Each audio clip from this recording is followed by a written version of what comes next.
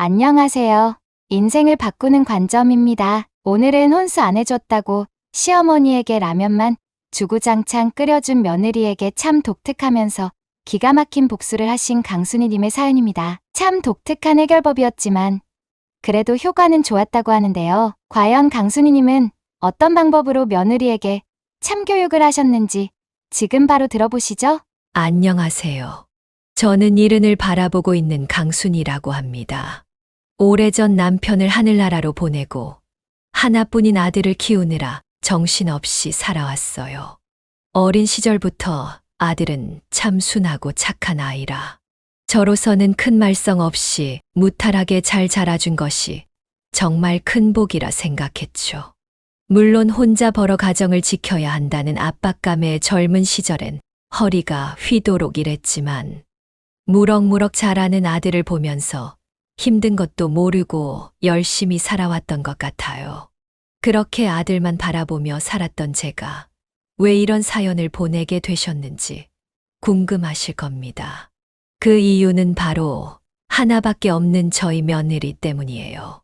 제가 며느리 때문에 얼마나 골머리를 앓았는지, 그리고 그걸 어떻게 해결했는지 지금부터 들려드리려고 합니다. 제가 사는 곳은 조그마한 시골 동네입니다.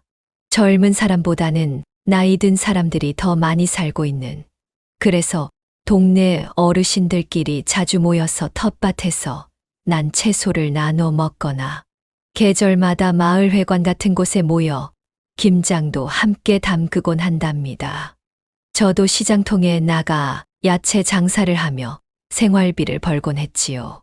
아침 일찍 가게를 열면 단골 아주머니들이 와서 콩나물 한 봉지, 무 한 뿌리씩 사 가시면서 이런저런 수다를 떨기도 했습니다. 남편이 일찌감치 세상을 떠나고 나서도 지치지 않고 잘 살아왔던 건 옆에 있어준 사람들 덕분이라고 해도 과언이 아닐 정도입니다. 혼자 키운 아들은 공부도 열심히 하고 또 성적도 꽤나 좋았습니다. 딱히 가르친 건 없다만 머리가 영특해서 중학교까진 마을에 있는 학교를 다니다가 고등학교부터는 서울로 유학 아닌 유학을 보냈습니다. 그때는 제 형편이 그리 넉넉치 않아 매달 아들에게 생활비를 보내주는 것이 조금은 빠듯했지만 아들은 학생 신분임에도 불구하고 아르바이트를 해가며 저를 덜 힘들게 해주려고 노력했습니다. 전 그것만으로도 고마워서 가끔씩 반찬을 싸들고 서울로 올라가 아들을 만나곤 했습니다. 제게는 그것이 아주 소소한 인생의 낙이었어요. 비록 아버지 없이 자랐어도 삐뚤어지지 않고 공부도 열심히 하고 또 이렇게 수도권으로 올라와서 잘 지내고 있는 아들을 보면 밥을 먹지 않아도 배가 불렀죠. 다행히 아들은 대학교도 무난히 졸업하고 중소기업에 바로 취직을 하게 됐습니다. 아들이 취업을 하게 되었다는 소식을 들었을 땐 기쁜 마음도 들었지만 한편으로는 걱정이 되기도 했습니다. 부모 마음이라는 게 그렇잖아요. 아무리 아들이 야무지고 착실해도 세상 물정은 아차하는 순간에 발목을 잡기도 하니까 말입니다. 그래서 저는 항상 아들에게 당부했습니다. 영주야, 혹시 힘든 일 생기면 꼭 엄마한테 말해. 괜히 엄마 걱정할까 싶어서 마음속으로 숨기고 끙끙 앓고만 있지 말고. 걱정하지 마셔요. 어머니, 제가 무슨 어린애예요? 저도 이제 내일 모레면 30대예요. 그리고 이제 취업도 했으니까 장사 그만하세요. 연세를 생각하셔야죠. 아이, 장사를 접기는 뭘 접어. 큰일 날 소릴. 너 어릴 때부터 한자리에서 쭉 해왔는데 물건들 힘이라도 남아있을 때 한 푼이라도 더 벌어놔야 나중에 너 결혼 미천을 걱정 없이 대줄 거 아니야. 아휴, 우리 어머니 고집 정말 못 말린다니까. 그렇게 아들이 취업을 하고 나서도 저는 꾸준히 시골 생활을 하면서 장사를 했습니다. 이따금씩 아들이 서울로 올라와서 같이 살지 않겠느냐는 이야기를 하기도 했지만 시골에 살던 사람이 도시 생활을 하게 되면 적응을 못한다는 이야기가 만연하기도 하고, 또 제가 이곳에 머물러 사는 것이 좋았기에 꾸준히 아들의 제안을 거절했습니다. 그렇게 아들이 직장 생활을 한 지 3년쯤 접어들었을 무렵, 느닷없이 제게 전화가 와서 이런 이야기를 하는 겁니다.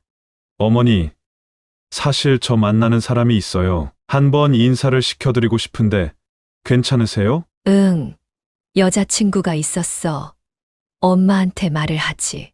사람 일이라는 건 어떻게 될지 모르는 거잖아요. 만나다가 헤어질 수도 있는 거고, 괜히 가벼운 마음으로 만났다가 헤어지면 또 민망하니까 말씀 안 드리고 있었는데, 이제는 서로 결혼 이야기가 오가고 있어서 한 번은 보여드려야겠다 싶더라고요. 오, 그래. 괜찮은 아가씨인가 보네. 엄마는 언제든 괜찮으니까 너희 일정 맞춰보고 데리고 와. 궁금하다. 우리 아들이 만나는 아가씨가 어떤 아가씨인지. 아들의 이야기를 듣는 순간 심장이 쿵쿵 뛰더라고요. 우리 아들이 벌써 결혼을 이야기할 나이가 되었나 싶기도 하고, 그냥 뭐라 말할 수 없는 감정들이 왔다리 갔다리 하는 것 같았어요. 그리고 얼마 지나지 않아 아들은 주말에 여자친구와 함께 내려왔습니다. 회사 동료로 만나 1년 넘게 진지하게 사귀고 있다고 하더라고요. 이렇게 처음 만나게 된 사람이 바로 지금의 며느리입니다. 며느리의 첫인상은 무척 도회적이었습니다. 저처럼 시골 흙냄새가 몸에 밴 사람과는 전혀 다른 공기를 품고 있달까요? 새하얀 셔츠에 잘 어울리는 검정 바지를 입은 모습이 제가 TV에서나 보던 세련된 직장인 같더군요. 그리고 태어나서 지금까지 서울에서만 살았다기에 혹시라도 깍쟁이는 아닐까 걱정했는데, 생각보다 사근사근 제게 말을 잘 걸어줬습니다. 어머님, 평소에 영주 씨가 어머님 자랑을 많이 했어요. 그래서 어머님이 어떤 분이실까 하고 너무 궁금해했는데 이렇게 뵙게 돼서 기뻐요. 오래간만에 도시 벗어나서 상쾌한 공기도 마시고요. 우리 영주가 내 자랑을 많이 했나 보네요. 딱히 자랑할 만한 사람은 아닌데, 나도 아가씨를 이렇게 만나게 되어서 너무 기쁘고 반가워요. 아, 멀리서 오느라 힘들었죠. 배도 많이 고플 텐데. 얼른 밥 차려줄게요. 그날 저는 있는 반찬 없는 반찬 다 꺼내서 상을 차렸어요. 아들이 온다고 갈비찜도 하고, 감자조림, 콩나물 무침, 연근조림, 시골에서 직접 담근 김치 등등. 도시 밥상보다는 조금 촌티나 보이기는 했지만, 그래도 정성껏 상을 차리니 며느리가 입을 떡 벌리며 감탄을 하더군요. 서울에서는 그냥 배달 음식만 시켜 먹어서 이렇게 밥상을 차려 먹는 게 너무 오랜만이라고 하면서요. 그렇게 이야기를 하고서는 제 옆에 딱 붙어서 상 차리는 것을 도왔습니다. 처음 대면하는 이 자리가 불편할 법도 한데, 그런 기색 하나 없이 조곤조곤 말도 잘 붙이고 살갑게 먼저 다가올 줄도 아는 며느리가 참 예뻐 보였습니다. 우리 아들의 짝으로 손색이 없겠다 싶었죠. 그렇게 조심스럽게 결혼을 하고 싶다는 의사를 밝힌 두 사람을 저는 망설임 없이 허락했습니다. 그런데 문제는 결혼을 준비하는 과정에서부터 시작됐어요. 어머니, 집은 은진네 쪽에서 해오겠다고 해요. 혼수도 큰 건 은진네 쪽에서 준비할 거라고, 저희는 그렇게 크게 준비할 게 없다고 하시네요. 아니, 신혼집도 모자라서 혼수까지? 예, 그러지 말라고 해라. 부담스럽게. 엄마도 돈 충분히 있어. 내가 이럴 때 아낌없이 쓰려고 돈 모아놓은 건데. 에이, 저희도 돈 있어요. 어머니, 가전제품 같은 건 저희 돈으로 준비하면 돼요. 어머니는 아무것도 준비하지 않으셔도 된다고 말씀드리라 하시더라고요. 부담 가지지 마시라고. 저는 처음엔 그게 고맙기도 했지만 어딘지 모르게 찜찜한 기분이 들었습니다. 제 형편이 막 돈을 펑펑 써도 될 정도로 넉넉하지는 않았어. 결혼 비용을 모두 대줄 수 없긴 해도 혼수나 신혼집을 사는데 보태주는 것 정도는 충분히 할 수 있었는데 싶었죠. 아들 입장에서는 처가댁이 일방적으로 신혼집도 해주시고 혼수도 몇 가지 해주시고 나면 괜히 그쪽에 빚지는 기분이 들 수도 있지 않을까 싶어서 조금 마음이 편치 않았습니다. 그래서 아들에게 그래도 필요한 것이 있다면 말을 해달라고 전했어요. 어머니 너무 신경 쓰지 마세요. 그쪽에서도 막 어머니가 신경 쓰고 그러는 거 부담스러워 하실 거예요. 말은 그렇게 해도 속으로는 그렇게 생각을 안 하실 수 있어. 그게 사람 마음이라는 거다. 눈치껏 알아서 잘 행동을 해야지. 그렇게 말씀하셨다고 그렇구나 생각하지 말고 필요한 거 있거나 부족한 거 있으면 엄마한테 말해. 최대한 도와줄 수 있는 선에서는 도울 테니까. 이렇게 이야기를 했지만 아들은 괜한 부담을 가지지 말라고 계속해서 강조했고 저도 괜히 여기서 더 고집부렸다가 결혼이 어긋날까봐 차마 더 이야기를 꺼내진 못했습니다. 그리고 며칠 뒤 사돈댁과 상견례 겸 식사 자리가 잡혔습니다. 사돈어른은 대기업 임원 출신이라고 했고 사부인은 오랜 시간 동안 교직에 있다가 정년 퇴임을 하셨다고 하더군요. 시골 출신인데다가 해온 거라고는 시장에서 채소를 파는 것밖에 없었던 저는 살짝 작아지는 듯한 기분을 느꼈지만 사부인과 사돈어른은 그런 것 따위는 개의치 않는다는 듯 제게 편안하게 대해 주셨습니다. 우리 애가 어려서부터 집안일은 안 해봤는데 결혼 후에 어떻게 살림을 배울지 걱정되네요. 그래도 사부인께서 다그치지 않고 잘 가르쳐 주실 거라 믿어요. 아휴, 저도 별다른 건 못하지만 간단한 반찬 정도는 알려줄 수 있어요. 걱정하지 마세요. 이렇게 시시콜콜한 대화를 나누면서 서로 웃고 화기애애하게 식사를 마쳤을 땐 이렇게 아무 문제 없이 순탄하게 흘러가려나 보다 하고 한시름 놓기도 했습니다. 그런데 나중에 알고 보니 며느리가 아들에게 은근슬쩍 투덜거렸다고 하더라고요. 우리 집에서는 이렇게나 많이 준비를 해 가는데 왜 자기네 집은 조금도 보태줄 생각을 하지 않느냐면서 말이죠.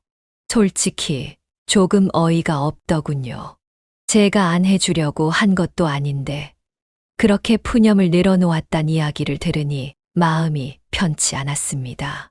결혼이란 게 양가가 다 마음이 편하면 제일 좋겠지만 현실에선 누구도 100% 만족하기 힘들다는 걸 여기서 실감했습니다. 아들 앞에서는 아무렇지 않은 척했지만 마음 한구석에는 부족한 나 때문에 괜히 우리 아들 혼사를 망치는 건 아닐까 하는 자책도 들었어요. 그렇게 시간은 흘러 결혼식은 코앞으로 다가왔고 저는 궁금했습니다.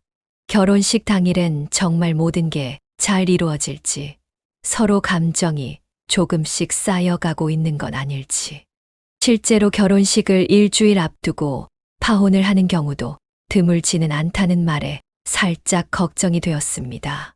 하지만 이내 머리를 털어내며 쓸데없는 생각을 하지 말자고 스스로를 다독였습니다. 그리고 본격적인 예식 당일. 다행히 아무 문제 없이 결혼식은 축복 속에서 잘 마무리되었습니다. 겉보기에는 아무 문제 없는 행복한 결혼식이었지만 묘하게 속사정이 조금씩 꼬이는 듯한 이 기분. 저는 이미 한 번 인생에서 큰 시련을 겪어본 사람이라 왠지 이런 사소한 잡음이 큰 갈등으로 번지지 않을까 하는 예감이 살짝 들었습니다. 부디 제 느낌이 틀리길 바랐지만 앞으로 펼쳐질 일들이 숨이 턱 막힐 정도로 복잡해지리라곤 그때는 상상조차 하지 못했습니다. 며느리는 아들 앞에서는 그렇게 이야기를 했지만 적어도 제 앞에서는 크게 불만스러운 티를 내지는 않았습니다.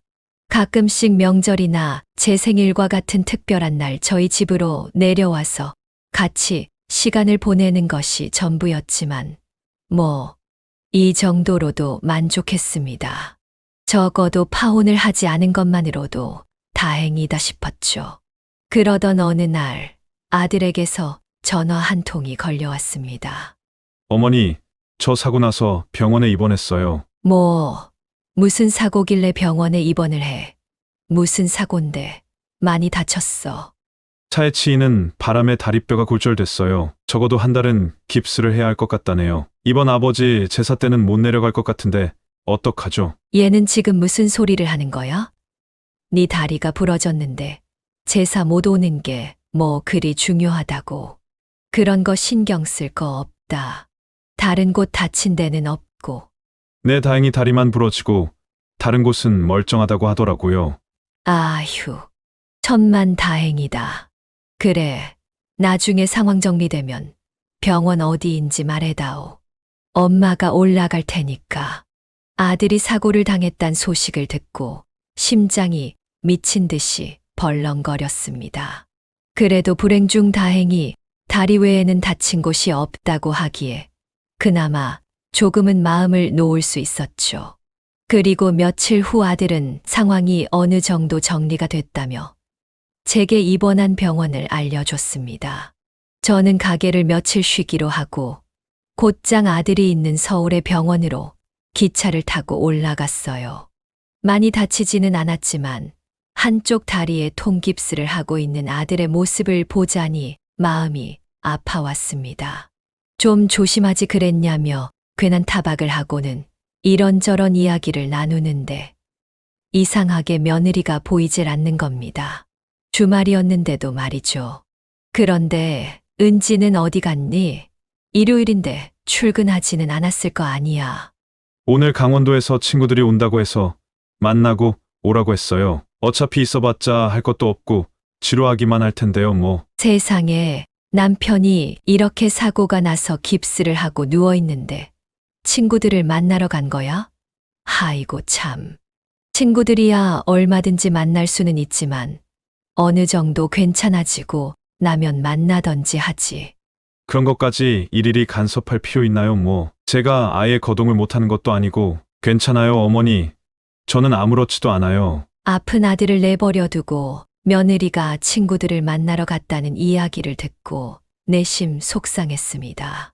조금 꼬인 시어머니 같이 보이기도 하실 테지만 그래도 아들이 이렇게 한쪽 다리를 쓰지도 못하고 누워만 있는데 옆에서 병간호라도 좀 하고 있어주면 어땠을까 하는 아쉬움이 남기는 하더군요. 몇 시간 후 며느리가 병원으로 돌아왔지만 괜히 잔소리로 들릴까 싶어 별말을 하지는 않았습니다. 그로부터 한 달 정도가 지난 후 아들은 병원에서 퇴원을 했습니다. 교통사고 가해자에게 합의금도 받았고 회사에서 휴가도 받아냈다고 하더군요. 그런데 중요한 건 아직 다리가 완전히 낫지는 않았다는 것이었습니다. 목발을 짚고 다니기에는 크게 문제가 없었지만 일상적인 행동을 하는 것에는 약간의 제약이 있어 보호자가 필요한 상황이었어요.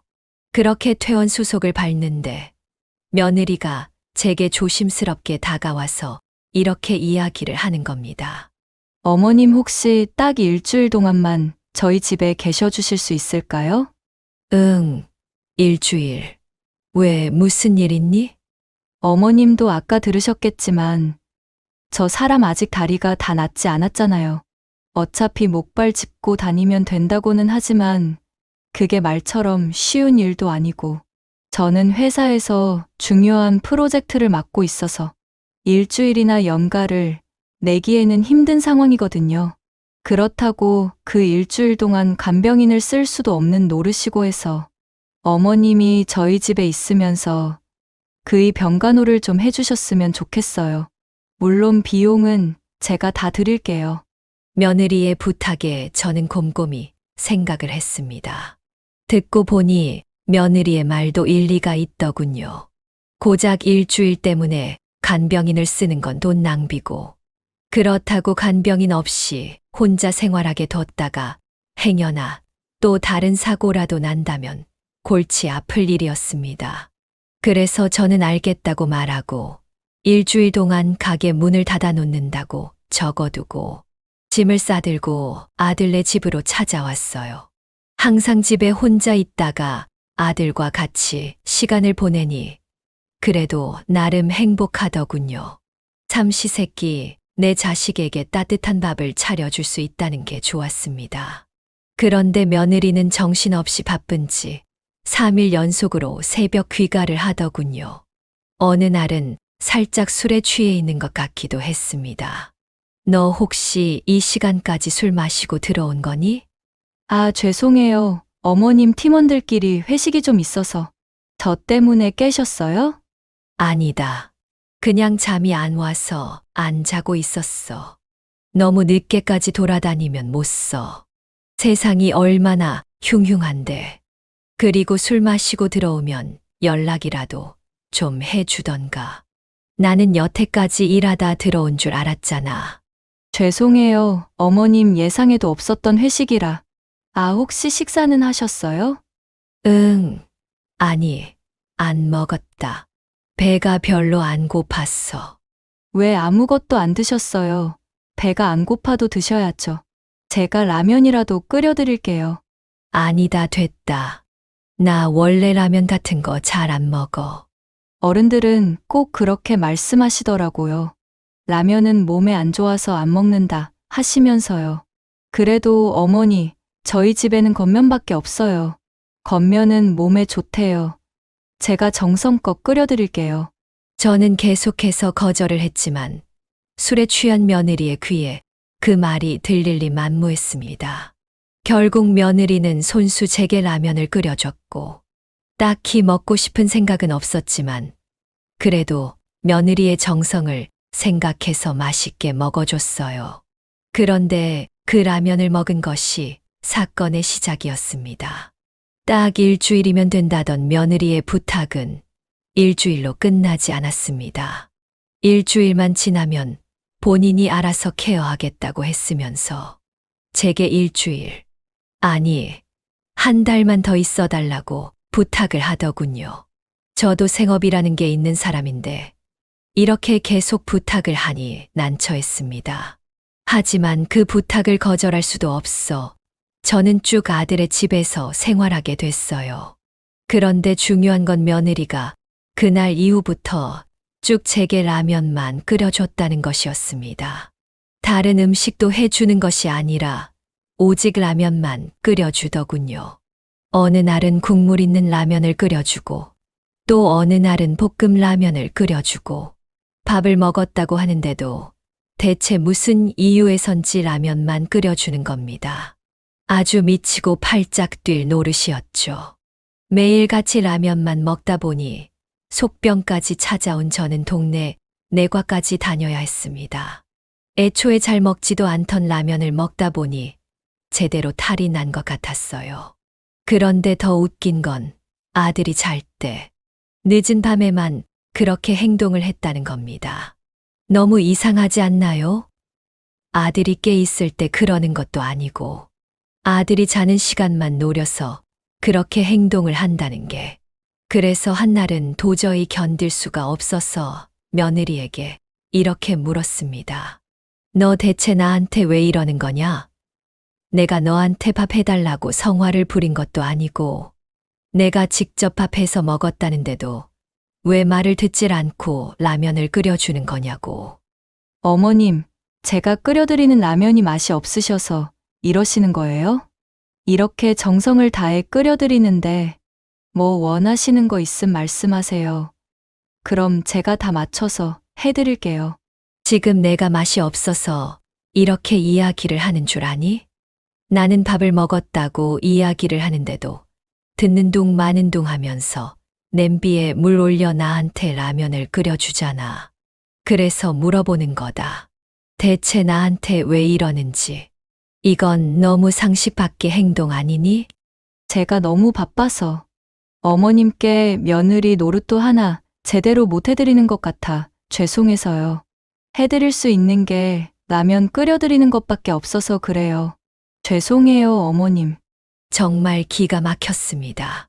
할 수 있는 게 라면을 끓이는 것밖에 없어서 여태까지 강제로 라면을 끓여줬던 거라는 게 그래도 며느리 노릇이라도 하려고 애썼다는 점에서 기특하다고 말을 해야 하는 건지 머릿속이 참으로 혼란스러웠습니다. 그런데 얼마 지나지 않아 며느리의 본심을 알게 됐습니다. 제게 말했던 그 이유, 며느리의 도리를 지키기 위해서 라면을 끓였다는 것. 그게 진심이 아니었어요. 모처럼 며느리가 집에서 쉬던 날, 화장실에서 며느리의 휴대폰을 발견했습니다. 휴대폰을 들고 들어가서 씻고 나오는 길에 휴대폰을 깜빡한 것 같았죠. 그래서 가져다 주려고 딱 쥐는 순간 메신저 알림음이 울리는 겁니다. 그런데 며느리는 휴대폰도 잠궈 놓지 않은 건지 대화 내용이 눈에 다 들어오더군요. 딱히 보려고 한 건 아니었지만 눈에 들어오는 대화 내용을 힐끗 읽은 저는 심장이 저 아래로 뚝 떨어지는 듯한 느낌을 받았습니다. 며느리와 며느리, 친구의 대화는 저에 대한 뒷얘기로 가득했습니다.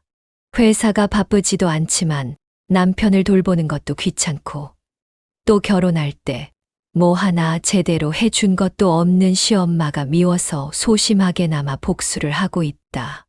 내가 억지로 라면을 끓여서 갖다 바쳐도 나한테 싫은 소리 한마디 못 하더라. 일부러 거절 못하게 불쌍한 척 하고 있는데 통하더라 등 이런 식으로 제 친구에게 제 욕을 아무렇지 않게 하고 있더군요. 정말이지 기가 막히고 코가 막혔습니다. 이래서 시어머니에게는 잘해주지 말라는 말이 괜히 있는 게 아니라는 말.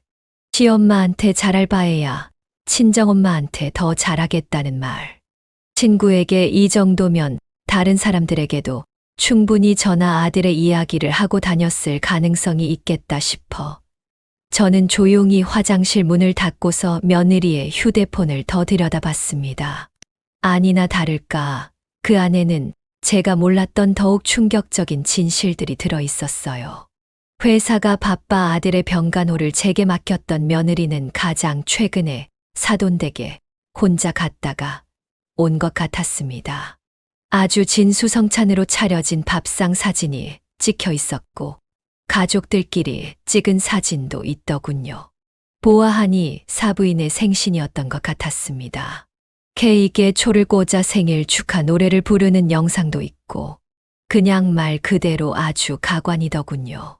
가족들끼리 충분히 시간을 보낼 수는 있지만 적어도 이야기 정도는 해 줄 수 있는 것 아닌가요? 제가 이런 거에 있어서 깐깐하게 구는 사람도 아니었고 그렇다고 친정 식구들과 시간을 보내는 걸 막는 사람도 아니었습니다. 그랬기에 이런 며느리의 행동을 더더욱 이해할 수 없었어요. 게다가 불만이 있으면 저한테 직접 이야기를 하면 되는 걸 가지고 저와 전혀 관련이 없는 제3자에게 제 험담을 늘어놓는 걸 눈으로 보니 그냥 맥이 탁 풀리더군요. 정말 화가 머리 끝까지 차올라 미쳐버릴 것 같았습니다.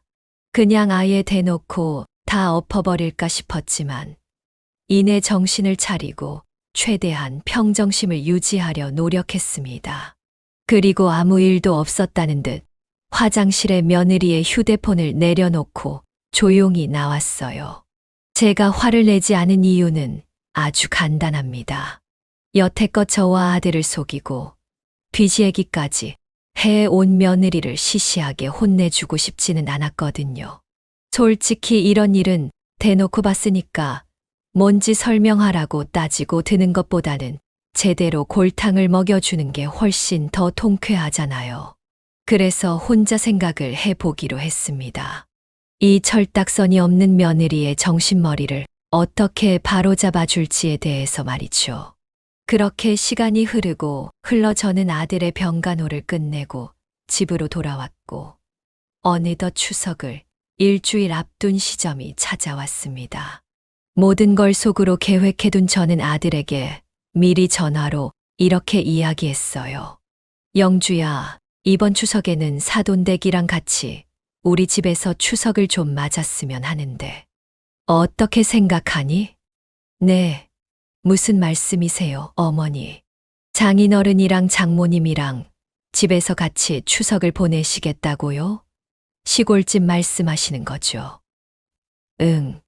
생각을 해보니 결혼식 이후로 아직 양가가 제대로 모일 자리가 없었잖니. 맛있는 음식 차려놓고 명절 분위기를 내면 서로 더 가까워지고 좋지 않겠어. 사돈께는 내가 전화를 드릴 테니 그렇게 알고 추석날 집으로 내려오면 된다. 아들과의 통화를 마치고 곧바로 며느리에게도 전화를 걸었더니 예상대로 살짝 당황한 기색이 역력하더군요. 며느리는 정말 아무렇지 않게 회사 일이 바빠서 음식을 준비하는 데에는 도움을 줄 수 없을 것 같다고 이야기를 하더군요. 사실 전 그 말을 기다리고 있었어요. 너무도 당연히 바쁘다고 핑계를 댈 것 같았거든요. 그래서 저는 준비해둔 멘트를 자연스럽게 내뱉었습니다. 아이고, 괜찮아. 우리가 남도 아니고 내가 다 준비할 테니 걱정 말아라. 와서 손 하나 까딱하지 않아도 돼. 편하게 손님처럼 오면 되지 뭐. 정말요? 그렇게 말씀해 주시니까 저도 마음이 편하네요. 안 그래도 이번에는 너무 바빠서 어떻게 해야 하나 했는데. 감사해요, 어머님. 추석날 뵐게요. 며느리는 밝은 목소리로 전화를 끊었습니다. 전화를 끊고 나니 괜스레 마음이 심란해지더군요. 괜한 일을 벌이는 건 아닐까 싶기도 했지만 그래도 이번 기회에 확실하게 못을 박아둬야 했습니다. 본인이 한 행동이 어떤 결과를 불러일으키는지를 깨닫게 해주고 싶었어요. 그렇게 사돈댁에도 이 사실을 전해드렸고 사돈댁은 저의 제안을 흔쾌히 받아들이셨습니다. 그렇게 시간이 흘러 추석을 이틀 앞둔 시점이 되었습니다. 저는 전날 밤부터 추석 음식 준비에 들어갔어요. 튀김을 튀기고 전을 부치고 맛난 나물 3가지를 준비했습니다. 새벽녘에 부엌이 꽉 찬 음식 재료들을 보며 이걸 언제 다 하나 싶었지만 그래도 하다 보니 어찌저찌 만들어지기는 하더군요. 그리고 다음 날 늦은 오후쯤 아들과 며느리가 도착했어요. 어머님, 음식 혼자 준비하시느라고 힘드셨죠? 정말 죄송해요. 회사에 일이 너무 많아서 잠도 제대로 못 자고 왔거든요. 그랬어. 많이 피곤하겠네. 온다고 힘들었을 텐데 어서 방에 들어가 쉬어라. 며느리는 제 말이 끝나기가 무섭게 방 안으로 쏙 하고 들어가 버렸습니다. 아들은 뒷정리라도 할 것이 없느냐고 물었지만 전 손사래를 치면서 앉아서 쉬라고 말했어요. 그렇게 저는 다시 부엌에서 바쁘게 전을 부치고 탕을 끓이고 각종 나물을 무치며 시간을 보냈고 일찌감치 잠에 들었습니다. 그리고 다음 날 아침 사돈댁이 도착한다는 연락이 왔죠. 그제야 며느리가 방에서 나와 어색하게 뭔가 도울 일이 있느냐 물었고 저는 그런 거 없으니 편히 쉬라고 말했습니다. 며느리는 대답을 하지 않았지만 얼굴 표정으로 알 수 있었습니다. 마치 잘 됐다. 굳이 귀찮게 음식을 할 필요 없으니 살았다라는 표정이었달까요? 왜 그런 말 있잖아요. 사람은 얼굴 표정으로 모든 감정을 읽을 수 있다는 말. 며느리의 표정이 모든 감정을 말해주고 있었습니다. 그리고 몇 시간 후 사돈어른과 사부인이 집으로 찾아오셨습니다. 저는 사돈어른과 사부인께 반갑게 인사를 한 뒤 차례상을 차리기 시작했어요. 전만 해도 7종류, 고기 요리, 생선찜, 잡채, 나물, 그리고 탕국에 이르기까지. 제가 나름의 정성을 들여 준비한 음식을 올려놓으니 모두가 입을 떡 벌린 채 감탄사만 내뱉더군요. 세상에, 사부인 이걸 혼자서 다 준비하셨다고요? 말도 안 돼. 이걸 어떻게 혼자. 제가 좀 더 일찍 내려올 걸 그랬어요. 혼자 하는 것보다 같이 하는 게 시간도 덜 들고 힘도 덜 들 텐데. 은지야, 너는 옆에서 안 도와드리고 뭐 했어? 엄마, 나도 일하다가 늦게 왔거든? 그리고 어머님이 도와줄 거 없다고 말씀하셨단 말이야. 그럴 때 옆에서 도와드리면 되려 걸리적거리기만 한다고. 그쵸, 어머님? 맞아요. 제가 은지 보고 쉬라고 이야기했어요. 시골에서는 이렇게 차례상을 차려 먹는 게 일상이기도 하고, 제가 원체 힘이 좋아서 이런 일 정도는 껌으로 해낸답니다. 자, 그러면 다 모였으니 어서 차례 지내고 식사들 하시죠. 식구들은 차례를 지낸 후 다들 앉아서 음식을 맛보기 시작했습니다. 다들 음식이 너무 맛있다며 칭찬을 하기 바빴고, 며느리도 겉으로는 너무 맛있다며 즐겁게 먹는 척했지만 어딘가 불안한 모습을 보이고 있었습니다. 그 타이밍을 노려 저는 가만히 수저를 내려놓고 자리에서 일어섰어요. 그리고는 부엌에서 라면 봉지 여러 개를 주섬주섬 들고 나왔습니다.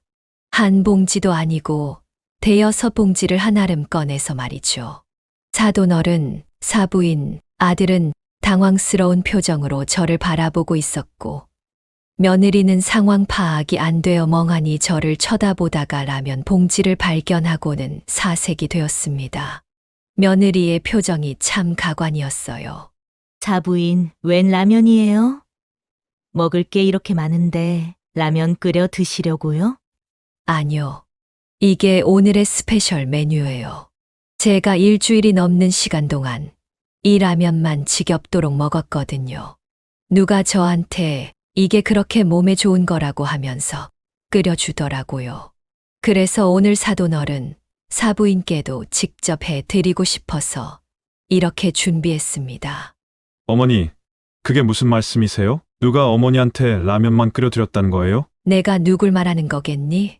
당연히 우리 사랑스러운 며느리지. 제 말이 끝나자마자 분위기는 정말 얼음장같이 얼어붙어 버렸습니다. 식탁 위에 놓인 수많은 음식이 무색해지는 순간이었죠. 모든 시선이 며느리를 향했고, 저는 며느리를 향해 방긋 웃어 보였습니다. 며느리는 땀을 뻘뻘 흘리며 난처한 표정을 짓고 있었고 말이죠. 저는 여기서 멈추지 않고 상에 라면 봉지를 올려놓으며, 저도 평소에 라면을 안 먹는 편은 아닙니다. 그런데 일주일 내내 라면만 먹으니 속이 안 좋아져서 병원까지 다녀왔지 뭐예요. 밥을 먹었다고 해도 억지로 라면을 끓여줘서 그런가 라고 웃으며 말했습니다. 제 말을 듣는 이들은 화를 낼 수도, 그렇다고 같이 웃을 수도 없는 기묘한 분위기가 됐죠. 어머님, 제가 말씀드렸잖아요. 제가 며느리로서 너무 못해드린 것 같아서 조금이나마 며느리 노릇 좀 해보고 싶었다고. 그래서 매일같이 끓여드렸던 건데 어머님도 좋다고 드신 거 아니셨어요? 나는 단 한 번도 좋다고 말한 적 없다. 내가 워낙 바쁘다 하니 라면이라도 끓여주면 고마워해야 하는 줄 알고 말 없이 먹은 거지. 그런데 내가 뒤늦게 알게 된 사실이 있어. 네가 친구랑 주고받은 메시지에서 해준 것도 없는 시어머니한테 뭐하러 잘 해주냐 는 식으로 내 뒤지 얘기를 해놨더라. 나는 거기에 대한 설명이 듣고 싶구나. 잠깐, 이게 무슨 말이야? 은지 너 다른 사람한테 사부인에 대해 뒷 얘기를 하고 다녔다는 거니? 지금? 순식간에 식탁 분위기가 서늘해졌습니다. 아들은 당황스러워서 말을 잇지 못했고, 사부인은 며느리를 흔들며 무슨 말이라도 해보라며 화를 내고 있었습니다. 며느리는 입술을 꽉 깨물고 고개를 들지 못했어요. 괜히 아니라고 변명을 할까 싶어 그동안 제가 찍어 놓은 라면 사진들과 며느리와 며느리의 친구가 나눈 대화를 찍어둔 것들을 보여드렸습니다. 결국 사부인과 사돈어른께서 언성을 높이고 고함을 지르며 며느리는 그제야 울먹이며 서운해서 그랬다. 자기도 그러지 않으려고 했는데 서운한 건 어쩔 수가 없더라. 와 같은 말을 더듬거리기 시작했습니다. 그 말을 들으니 저도 가슴이 답답해지는 것 같았어요. 저도 복수랍시고 이런 일을 벌였지만 막상 상황이 이렇게 되니 별로 기분이 좋진 않더라고요. 그래서 우선 상황을 중재시켰습니다. 두 분 다 너무 화내지 말고 우선 진정하셔요. 제가 상황을 이렇게 만들려고 한 게 아니라 그냥 문제가 있으면 다 같이 모여서 이야기를 나누고 풀었으면 하는 마음에서 이야기를 꺼낸 겁니다. 어머님, 죄송합니다. 제가 정말 경솔했어요. 그 라면 얘기는 사실 혼수 때문에 서운함이 있었는데 친구랑 장난스레 얘기한 게 그만. 그럼 그렇다고 애초에 터놓고 말을 했어야지. 어른을 뒤에서 그런 식으로 욕하다니. 내가 정말 크게 잘못한 거야. 자부인, 정말 죄송합니다. 애들 결혼할 때 저희가 지원을 많이 해줬던 건 순전히 애들이 잘 살았으면 하는 마음에서 한 거였는데 얘가 너무 철없는 짓을 했네요. 분위기는 엉망이 되었지만 오히려 이 계기로 모두가 솔직하게 심정을 털어놓을 수 있었어요. 며느리는 끝내 눈물을 펑펑 흘리며 제게 사과를 했고 저도 며느리에게 마음을 풀기로 했습니다. 다시는 그러지 않겠다는 약속까지 받아낼 수 있었죠. 그렇게 겨우 상황은 정리될 수 있었습니다. 솔직히 이날이 지나고 나면 모든 게 바로 해결될 줄 알았어요. 이걸 이야기해서 며느리가 반성하고 저도 노여움을 풀면 차츰 사이가 나아질 거라 생각했거든요. 하지만 인생이라는 건 그렇게 쉽지가 않더군요. 사돈어른과 사부인이 서울로 먼저 올라가자마자 며느리는 눈빛을 싹 바꿔 제게 달라들기 시작했습니다. 어머님, 제가 이 말씀까지 안 드리려고 했는데 어머님 정말 유치하시네요. 어떻게 저희 부모님을 여기까지 불러서 그런 이야기를 하실 수가 있어요? 왜? 내가 없는 이야기를 지어서 한 것도 아니고 틀린 말을 한 것도 아닌데. 그리고 너 나한테 울면서 죄송하다고 말하지 않았니? 아무리 그래도 저희 부모님 앞에서까지 그렇게 말씀하실 건 없었잖아요. 당신, 지금 어머니 앞에서 무슨 짓이야? 당장 그만 못해. 안 되겠다. 어머니, 저희도 이만 올라가 볼게요. 지금 이 상황에서 대화 나눴다가는 해결도 안 되겠어요. 가긴 어딜 가? 나 아직 말 안 끝났어. 눈을 부릅뜨고 바락바락 달라드는 며느리를 아들이 질질 끌고 갔습니다. 저는 그 모습을 보며 며느리가 정신을 차리려면 한참 멀었다는 생각을 했어요.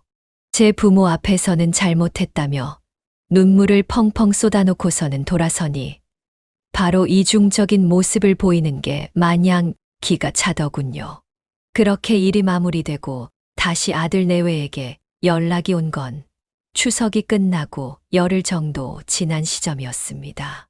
아들이 진지하게 나누고 싶은 이야기가 있다며 주말에 며느리와 함께 시골집으로 내려오겠다고 말을 하더군요.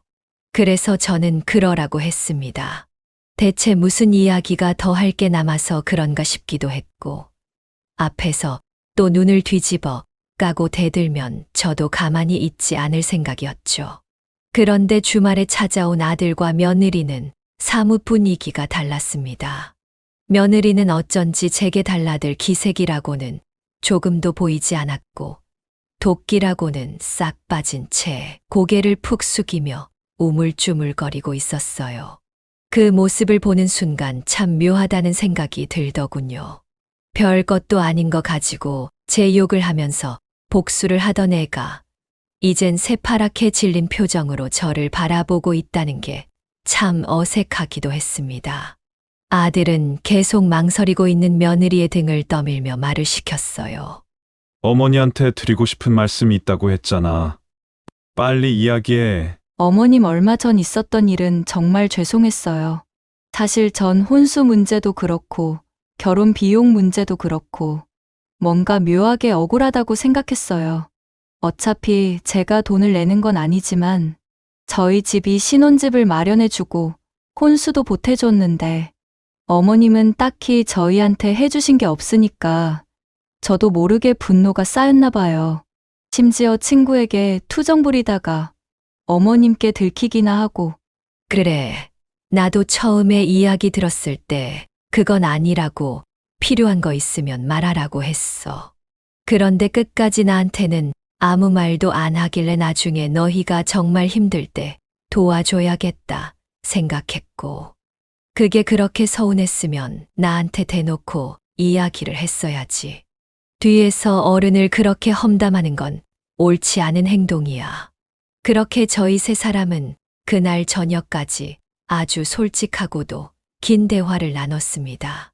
그리고 앞으로는 비용 문제나 시댁과 친정에 서로가 서운한 점이 있으면 숨겨두지 말고 바로바로 이야기를 하자고 합의를 했고, 며느리도 다시는 그런 짓을 하지 않겠다고 자책하며 반성했습니다. 그리고 저도 며느리에게 사돈댁을 불러다가 그렇게 대놓고 잘못을 폭로한 것에 대한 것을 사과했어요. 그러고 나니 마음속에 꽉 막힌 곳이 뻥 뚫리는 기분이 들었습니다. 한참 동안 긴장한 표정으로 있던 아들도 안도의 한숨을 내쉬었고, 며느리도 울다 웃다를 반복했어요. 한편으로는 이 일을 벌이길 잘했다는 생각도 했습니다. 이 사건이 일어나지 않았더라면 우리는 쭉 겉으로만 예의를 갖추고 속으론 돌을 던지는 관계로 남았을 수도 있었을 테니까요. 그 후로 얼마 동안은 별 소식 없이 조용했습니다. 저도 그동안 못했던 장사를 하느라 정신이 없었고, 아들과 며느리도 회사 생활을 하느라 분주하게 지내는 듯 했죠. 그러던 어느 날 텃밭에서 채소를 고르다 문득 며느리 생각이 나더라고요. 잘 지내고 있을까, 바쁘다고 밥을 제대로 챙겨 먹지 못하는 건 아닐까 하는 생각이 들어서 곧바로 전화를 걸었습니다. 그런데 며느리는 전화를 받자마자 예전과 다른 온화한 말투로 제게 먼저 인사를 건네더라고요. 어머님, 잘 지내시죠? 제가 먼저 전화드렸어야 하는데 죄송해요. 아유, 무슨, 너도 바쁜 거 뻔히 아는데 밥은 잘 챙겨 먹고 다니는 거지? 요즘 너무 정신이 없어서 점심도 제대로 못 챙겨 먹고 다녀요. 그래서 요새 회사에 도시락 싸 가볼까 생각 중인데 마침 집에 김치가 다 떨어져서요. 혹시 어머님표 김치 좀 얻을 수 있을까요? 세상에, 이게 웬일이야? 우리 며느리가 나한테 김치 달라는 소리를 다 하고. 저희 요즘 집에서 음식 해 먹는 거에 맛들렸어요. 남편도 요즘은 건강식에 관심이 많아졌고, 저도 라면 말고 제대로 된 요리를 해보고 싶어서. 그리고 김치 보내주시는 김에 혹시 채소도 좀 보내주실 수 있을까요? 제가 돈 붙여드릴게요. 아니면 제가 직접 가도 되고요. 그래, 그럼 토요일에 올래? 내가 고구마랑 배추도 좀 뽑아 놓을게. 김치도 새로 담그려고 했으니 그때 다 같이 줄게. 영주랑 같이 내려올 거지. 그이는 회사 일 때문에 토요일에 출근할 수도 있는데 같이 못 가면 제가 혼자라도 내려갈게요. 혼자라도 내려갈게요. 라는 말이 어찌나 그렇게 기쁘게 들리던지. 그 전화 이후로 저는 콧노래를 부르며 텃밭을 더 열심히 돌봤습니다. 그리고 토요일 아침 며느리가 차를 몰고 혼자 저희 집으로 찾아왔어요. 저를 향한 말투나 표정이 확실히 달라진 느낌에 저도 며느리에게 자연스럽게 살갑게 대할 수 있었습니다. 저희는 부엌에 나란히 서서 마치 모녀지간인 것처럼 대화를 나누며 반찬들을 정리해 나갔습니다. 온 김에 젓갈을 비롯한 여러 반찬들도 바리바리 싸줬어요. 그러다 중간중간 제가 손목을 살짝 주무르며 인상을 쓰자 무거운 걸 드는 건 본인이 하겠다며 저를 챙겨주기도 했습니다. 사실 전 아무렇지도 않은 척했지만 몇십 년간 장사를 해 온 터라 불현듯 손목이 시큰거릴 때가 있거든요. 그 순간 우리 관계가 정말 좋아졌구나 라는 생각에 마음 깊숙이 안도감이 들었습니다. 그러다 갑자기 며느리가 웃으며 이런 이야기를 하더군요. 저 사실 얼마 전까지만 해도 결혼 생활이 왜 이렇게 힘들까? 결혼을 괜히 한 건 아닐까? 그런 생각을 했었어요. 그런데 이렇게 직접 어머님과 마주 앉아 웃고 떠들고 음식도 해보니까 그동안 제가 괜히 벽을 쌓았다는 걸 알겠어요. 솔직히 그 일 아니었으면 지금도 그 벽을 못 넘었을지도 모르겠다는 생각도 들어요. 글쎄 말이야. 나도 굳이 사돈댁 앞에서 그 일을 폭로할 필요가 있었을까 싶을 때가 있어. 하지만 어떤 계기가 없으면 우린 영원히 서로를 이해하지 못하고 지나쳤을지도 모르잖아.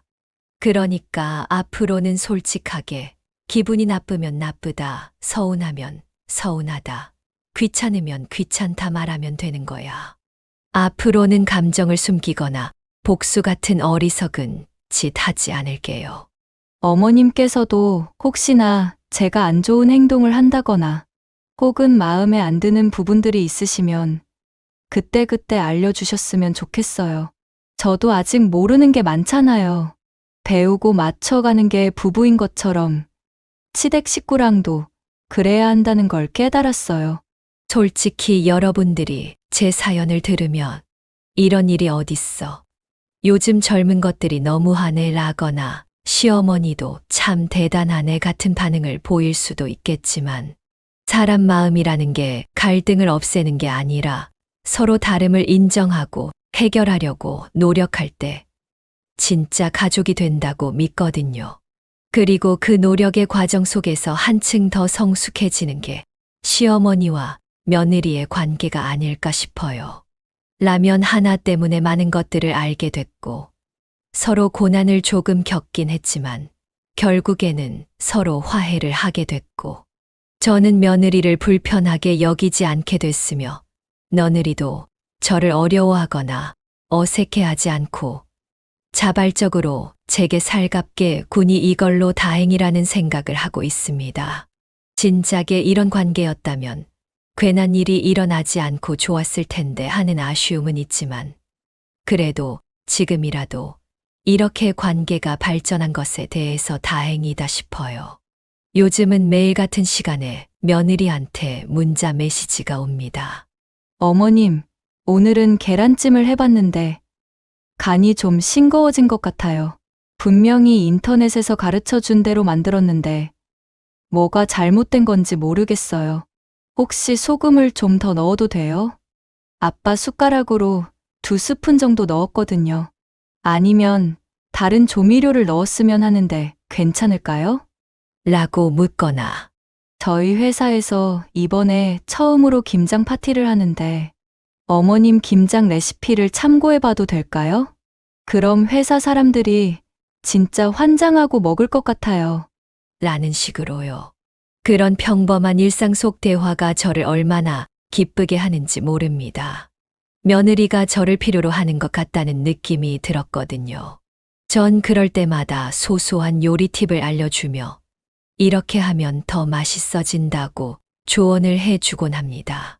이 일을 통해서 제가 깨달은 건 피하고 숨기기만 해서는 안 된다는 사실입니다. 숨겨봐야 속병만 생기고 서로 관계는 있는 대로 틀어져 버리는 악순환이 일어날 뿐이잖아요. 차라리 한바탕 난리를 치더라도 그 뒤에 화해하고 가까워지는 것이 훨씬 낫다는 것을 제대로 깨닫게 됐습니다. 이제 우린 새로운 가족으로 거듭나기 위해 차근차근 걸어나가고 있습니다. 언젠가 완전히 익숙해져서 서로를 편안하게 대하고 농담도 자연스럽게 주고받는 시점을 향해 말이죠. 지금도 물론 편안한 관계지만 나중에는 이런 기억도 사라질 정도로 편한 관계가 되기 위해 저도 많이 노력을 해야 할 것 같습니다. 저의 긴 이야기를 들어주셔서 진심으로 감사합니다. 모두들 행복한 하루를 보내시기를 바라겠습니다. 네, 오늘 이야기는 어떠셨나요? 오늘 이야기를 듣고 어떻게 생각하시는지 어머님, 아버님의 생각을 댓글로 공유해주세요. 저는 또 다른 사연으로 찾아뵙겠습니다. 좋아요, 구독, 알람 설정을 통해 앞으로도 따뜻한 정을 나눌 수 있게 함께 해주세요. 어머님, 아버님의 삶의 지혜와 경험을 나눌 수 있는 통로가 되겠습니다. 오늘도 인생을 바꾸는 관점을 통해 사연을 들어주셔서 감사합니다.